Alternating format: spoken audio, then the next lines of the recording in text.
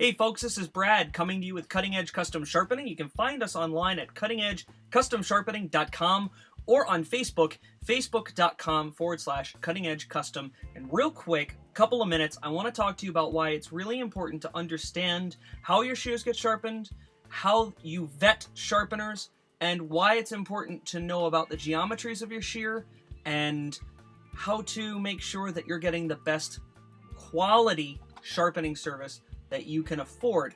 And why is this important? Well, firstly, shears are expensive.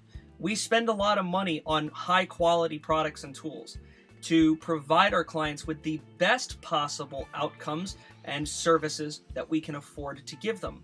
When your clients are happy, they come back, they spend more money with you. Taking us to the second point, they make us money. If our shears are not working properly, we cannot do the kind of service, cuts, everything else that we hope to be able to do. We get frustrated. Our clients see that. The people in our chair absolutely can sense that you're frustrated. Not to mention, those shears or thinners, when they're improperly sharpened or ruined, it could rip your client's hair. It could cause discomfort. When sharpeners who are unqualified to handle shears and your cutting tools sharpen your cutting tools and they don't do a good job, they aren't just ruining something you spend a lot of money on. They are potentially hurting your bottom line and your profits behind the chair. And one sharpening can completely ruin a shear. They are very easily ruined. Even dropping a shear a weird way or banging it against a hard surface accidentally can put a shear out of commission. So what can we do to make sure that those that are touching our shears should be? Let's go all about sharpening. And I'm going to read to you what's on your screen. You can read along with me. To understand how your shears get sharpened, we need to know how they were made and what edge type your shears have. This is even more important than knowing how to use your shears or thinners, and even more important than understanding how to maintain them. One bad or improper sharpening can remove up to 5 years worth of life from your shears and ruin your client's hair. The wrong edge type can shred and tear the cuticle, causing major damage to the structure and foundation of the hair column.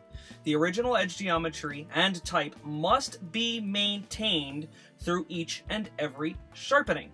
End of story. You get a convex shear from a company, for example, Hikari or Mitsutani. Every sharpening, it must be returned as a fully convex shear. So, what kind of edges do my shears have? There are three basic types. You have bevel, semi-convex, and convex. The image that you see here shows a cross-section of the blade and shows, basically, in a very rough way, what those edges look like. Let's find out what each one does. Alright, so beveled edge shears, like this fabric scissor here, is a very traditional and long-standing standard in the scissor industry. Basically, it's great for rough cutting, blunt cutting. Some scissor companies like Joel have some phenomenal beveled edge shears. But as we got into using more razoring techniques and texturizing with our shears, we found that bevel is not so great at certain things, but it's great at other things. If you buy a beveled edge shear, like the photograph here, and you'll notice that that really nice highlighted line there shows a very accurate bevel, almost looks like a knife grind. If your shear came with that, it must remain that way, and it should not be overground. What you choose to use behind the chair, that's your business. If it feels good to you, use it. But we move on to semi-convex. Now, semi-convex is like a micro bevel. That little shiny highlighted line there above where it says washi, that's semi-convex. When we make a titanium coated shear, for instance, that's a titanium coated shear, the shear is fully finished, and then the coating is applied, which means that that coating that's on the face of the shear now rolls and covers all of the edges and ride lines and everything else. In order to get that shear to cut beautifully, we must reestablish an edge. Rather than fully reconvexing the face or fully redoing the face and taking the color off, we cut a very thin bevel into the face of the shear, which allows then that edge to come through and gives you the great cut performance with a very stylish and pretty shear. Now, fully convex shears have faces that look like airplane wings, and it's one continuous surface that is never interrupted by a cut or a bevel. For example, the Hikari pictured here is a freshly sharpened, fully convex shear. These edge types are the smoothest, most razor-like edges one could possibly have. With the types of high carbon steels we use today, 440C, VG10, ATS 314, a fully convex edge will provide the stylist with the absolute best performance no matter what.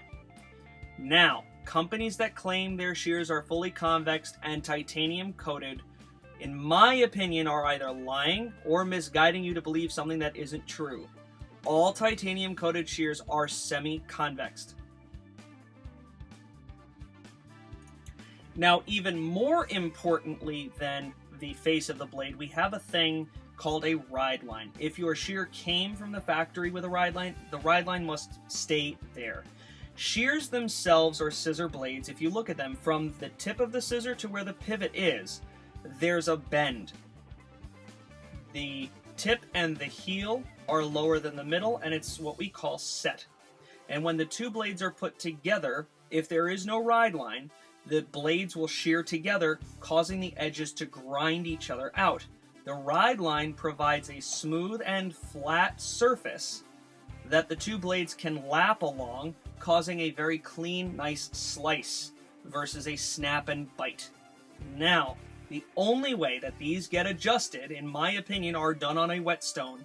They should never be done on a belt grinder. They should never be done on a flat hone. They shouldn't be done on certain devices. They need to be done on a hard, unforgiving surface to ensure that it is flat and even. Now, if you notice the picture, you'll see that the ride line is highlighted with arrows. The ride line should always be parallel to the cutting edge on the inside of the blade where the hollow is, and there should be no deformations at all. It should be flat and even. If your tips or the middle of your blade is washed out, or the ride line is overly fat, what can happen is you can cause folding of the hair will get bitten. It just doesn't work. Point cutting or using the tip in any way, the tips don't work. Look at your ride lines. There could be a set problem, it could be a tension problem, but also look at your ride lines. That's really important. Ride lines need to be done absolutely perfectly for your shears to work perfectly. How do we know if the sharpener has ruined our shear? Well, firstly, in order to prove that your sharpener has ruined or altered your shear, you must take detailed photos of your shears, as you saw in the pictures that I showed you, prior to sharpening, and immediately compare the freshly sharpened shear to the photos you took. Compare the edges of your freshly sharpened shear to the edges of a brand new shear of exactly the same model or similar model. Don't compare a convex shear to the one that is produced as a beveled edge. Now, over time, sharpening, metal gets removed and the shears may look different. What we're looking for is, did your convex shear maintain a convex surface? Did your shear come back with a ride line, or is the ride line broken in some way? And you must make sure ride lines have been restored properly and are shiny and well polished. They are even and unwavering.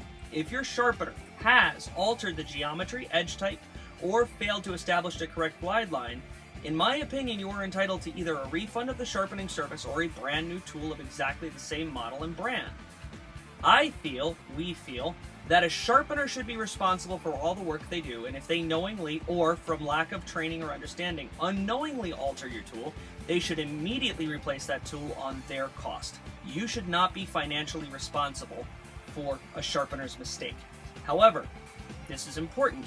If they break your tool or cause unrepairable damage to your shear, they instantaneously are responsible for the replacement of that tool as well. Now, there is a caveat to this, and I will say this.